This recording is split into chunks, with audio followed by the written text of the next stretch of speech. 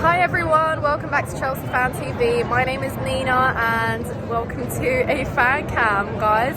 Bit of an unusual setup. Looks like I'm behind bars, but I promise you I'm outside of Stamford Bridge right now. Chelsea have beaten Luton 3-0, first 3 points of the Premier League season, a clean sheet as well, and 3 goals. I mean, it's already a huge step forward to what we saw last season, and it's safe to say that we are making improvements and developments, and there are positives to take. You know, it just reinforces how we do need to be patient, and things will come. You know, players will gel, players will start finishing their chances, and will score goals. So I think it was a really good game to watch as well, and I predicted it. If you watch Round the Corner, you will know that I said 3-0 to Chelsea, Jackson to score and Raheem Sterling to score 2 goals. So, well, call me psychic or whatever, but I did get that one right. And yes, I'm just buzzing because there was a lot of positives to take. You know, we came short of finishing our chances. I think in the first half we could have perhaps put 2 or so away. I think Chilwell as well, you have to finish that chilly. You know, you're one-on-one with the keeper. You literally bottom left, bottom right, pick your corner and just go for it. Don't make that pass when you're literally 2 yards out the box or out the net even. So a bit disappointing from Chile there. Should have done better on that, but yeah, nevertheless, going to talk about the positives because there were a lot of positives. Raheem Sterling, I thought, was absolutely brilliant today. You know, he was really on it. You know, he didn't just take it up until the corner every single time like he did against West Ham. He actually cut in, dribbled through 3-4 players and scored. And this is exactly what I said, that, you know, when you do cut in and you've got the confidence to do it and make that pass look up, you know, you can get goals, you can get assists, and you can build up, and it's exactly what happened. I thought he was great at, you know, recovering balls, running at players. Equally, Nicholas Jackson, I think they lacked a little bit of chemistry at times. Nicholas Jackson did those little back flicks or, you know, these no-looker passes, hoping that someone will follow them up, but that wasn't quite the case. So I think he had the absolute right ideas in many of those moments, but unfortunately it wasn't always the link-up that he quite imagined, which is why it looked like at times he wasn't really having an intention with the pass he made. But you know, when he did, we saw that little link up with Chilwell as well. He got himself in some really good spaces. I think he equally could have scored a second goal as well. I mean, Raz made an absolutely amazing pass, which actually Nicholas Jackson made to him. Had Jackson just made that movement forward off the ball to meet that pass from Raz as well, you're looking at another goal. So we're creating a lot more and we're building up a lot more. So there are definitely positives to take. I mean, guys, we couldn't score goals to save our life last season, and now we are. So it's great to see, you know, some self-esteem there. Absolutely great. Enzo Fernandez as well. My goodness, this guy just gets better and better. Like, how many different passes can you make in a game? Because there was at least 100 different passes in that game, and no matter what space he's in, he is releasing that ball and it's going to someone in a Chelsea shirt. Like, it's absolutely unreal how he does it. And, you know, equally could have bagged himself an assist today as well. So absolutely great. And Caicedo as well. Let's talk about Caicedo because he's following up from a very poor debut against West Ham.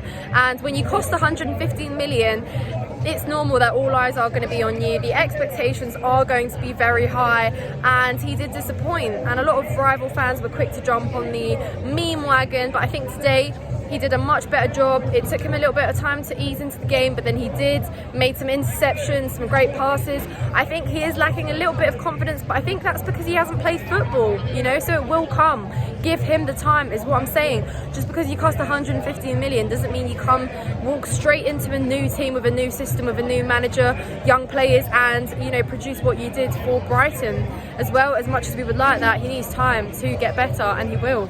And then we will have that long-awaited partnership with Enzo Fernandez there in the middle. But yes, guys, Malo Gusto as well, Levi Colwill, players that didn't have the best starts when they did play. You know, Colwill, I think, is building on some poor mistakes, but today, you know, those aerial duels, very good. I think he's probably aerially our strongest player in terms of, well, alongside Thiago Silva, of course, you know, winning balls in the air, headering balls out. So it's good to have that confidence there as well. Malo Gusto as well. I mean, in some of those assists, guys, I saw Reece James. I don't know about you guys. I think at times he did get pushed off the ball really easily. Perhaps Reece doesn't get pushed off like that, but equally those runs forward, you know, having the confidence to make those little flicks and tricks as well, and the assists. I mean, especially that one on the ground was absolutely incredible. So great to see that from him as well. I mean, if you're worried about Reece James being out, of course you know what you're getting with Reece, and he is an integral player and we miss him, but Malagusto was brought in to be that backup because we know how injury prone Reece James is, and he's actually living up to what he needs to do. So I have no issues there. If Malagusto continues on that, he's obviously going to build on starts. That's how he gets better. So if you want to take some positives from Reece's injury, yeah, that's what you can take. So yeah, I think as a team we looked so much better. Conor Gallagher as well. I didn't think I'd be saying praiseful words for Conor Gallagher 3 games in a row now, but fair play to you, Gallagher. And it's also fulfilling my trust in Poch as well, because he obviously sees something in Gallagher that we perhaps didn't, and he's obviously keeping him there for a reason. So perhaps Gallagher does find his place in the regular starting 11 at Chelsea if he keeps that up, because yes, he was running around, but he was winning, recovering balls, distributing them across the pitch, and, you know, breaking up play. So for me, Gallagher's been doing an absolutely brilliant job. So fair play to him. Credit to Gallagher. Sanchez as well, fair enough, kept a clean sheet today. I think that as a goalkeeper is important, that you build a little bit of confidence from that as well. Collected some balls. I think he was a little bit shaky and nervous at some points as well, but you know, he will only get better as well by playing, coming up one-on-one with players as well. So overall, I'd say it was a good team performance, you know, pleasantly surprised, a lot of positives to take. So yeah, guys, let's build on this, let's keep it going, let's play like this against the, you know, the top 6 teams as well, because as much as we enjoy this win, we want to see it again against other teams and against teams that we're potentially competing in top 4 with. So we've got to replicate this, get better, and clearly Pochettino is trusting this particular squad that he's picking out. We're not seeing as many changes as well from the starting 11s week in, week out, which is good. You know, Graham Potter aimlessly rotated players last season with absolutely no sense and game plan whatsoever. Poch is making the right substitutions. He's obviously selecting players well. Sassy's building on minutes, Cobal's building on minutes, Gusto is, and that's only how they get better.